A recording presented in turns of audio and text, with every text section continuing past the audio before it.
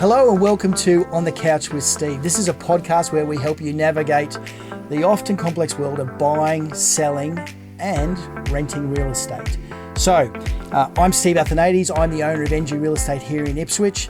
Today we're going to talk about what happened in the Ipswich real estate market in April 2023. So we're talking about how many properties we listed, how many we sold, the dollar value of that, basically what's happening in the market itself, okay, and what's happening in the rental market because everyone's interested. I'm joined today by Matthew Taylor-Farrington from Purple Bunny Marketing. He got it right. Hello, Matthew. Hey, Steve, how you doing? Thanks for having me. Oh, thank you for coming along.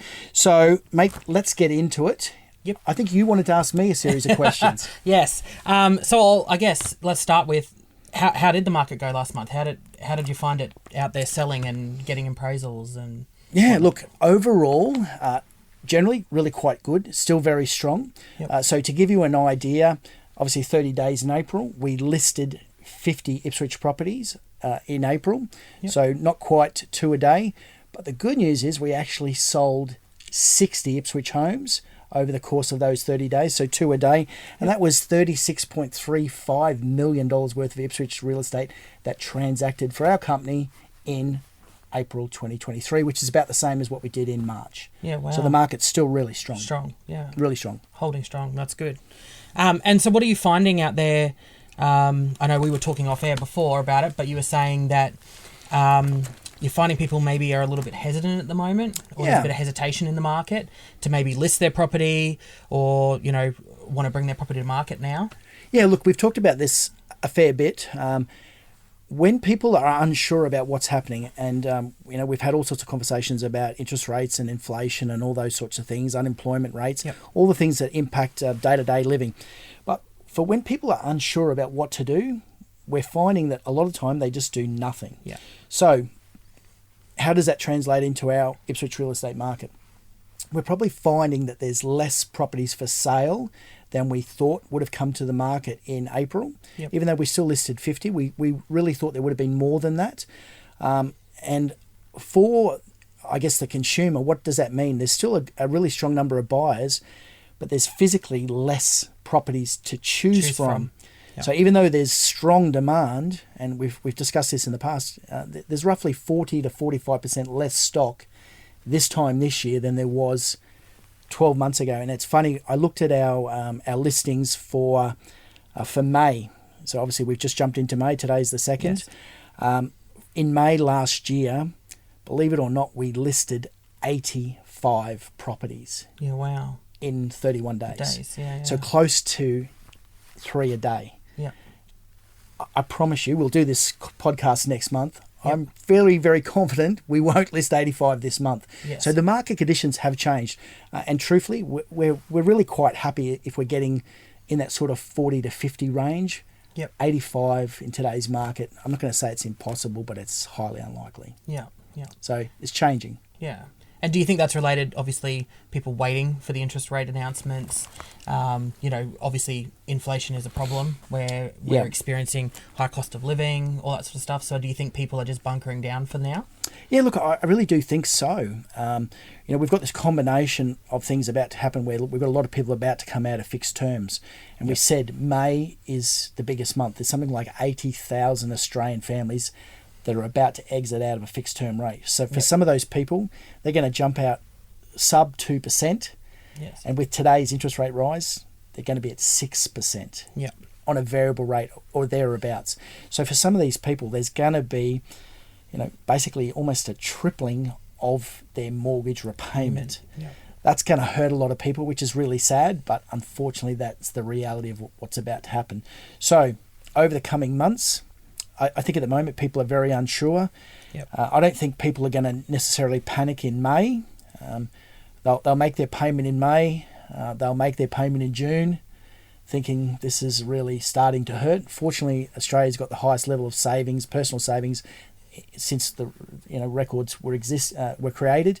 So people are sitting on a reasonable amount of savings. Yeah. But after 1, 2, maybe even 3 months, they're going to start to exhaust their savings, and some of these people are going to start to think, well, what do I do? I can't keep maintaining this. Do I sell the family home now? or Yep. do I sell the investment property now Yep. before it's too late? Yes. So yeah, I do think we will see over the coming months more stock come to market, but right now the market's a little quiet. It's a little patchy in terms of the number of inquiries, both for people wanting to buy Yep. and to sell. Yeah. Okay. It's a bit of a strange market right now. Yeah. Yeah. Still very strong, but strange.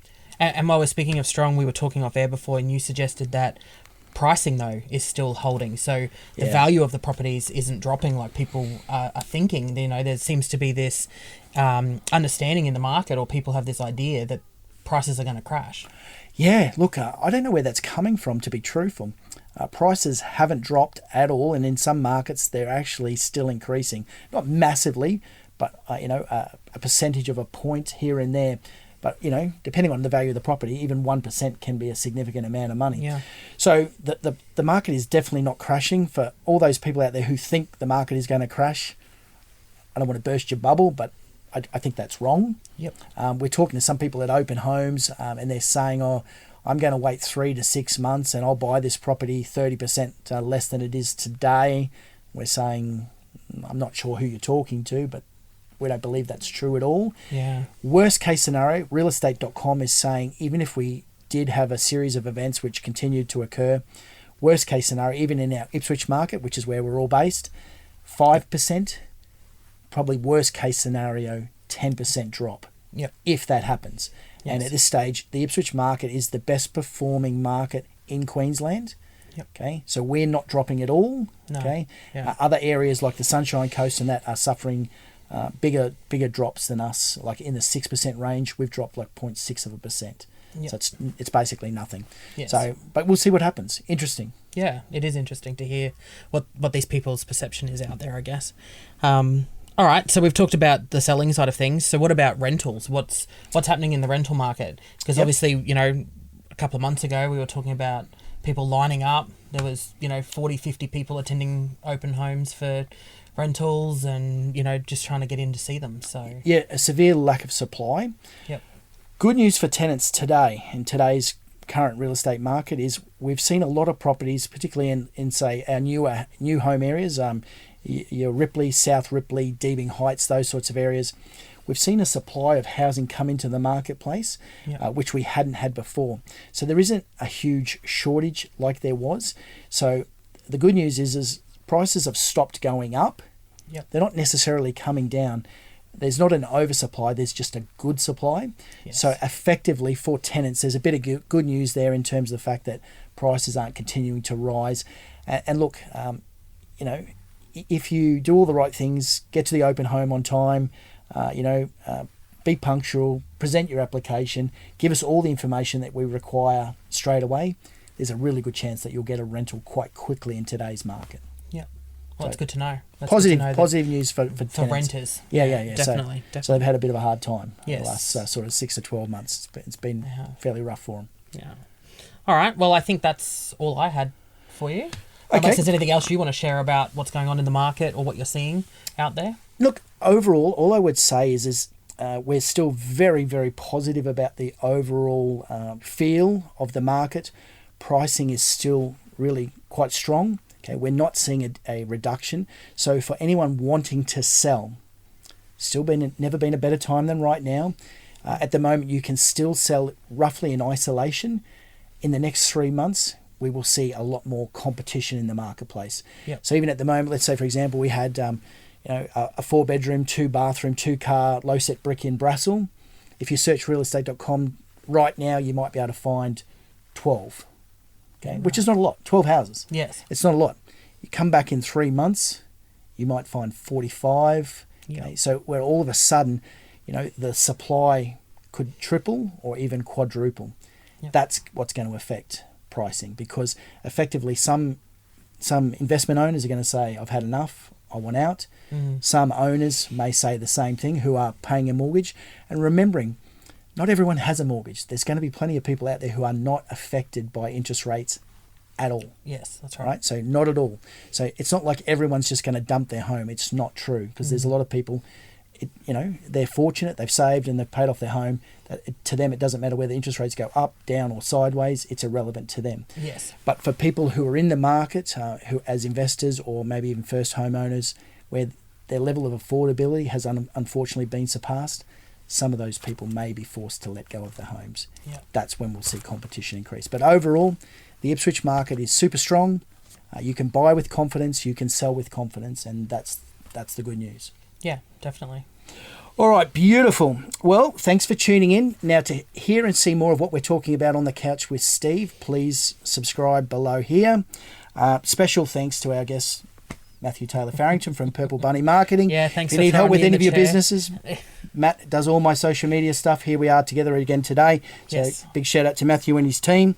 Now, if you have an opinion about anything that you've heard or seen on today's episode, please feel free to reach out. We want to know what you're thinking about what we're presenting to you and whether you think we're right, wrong or indifferent. So please stay tuned for more on the couch with Steve.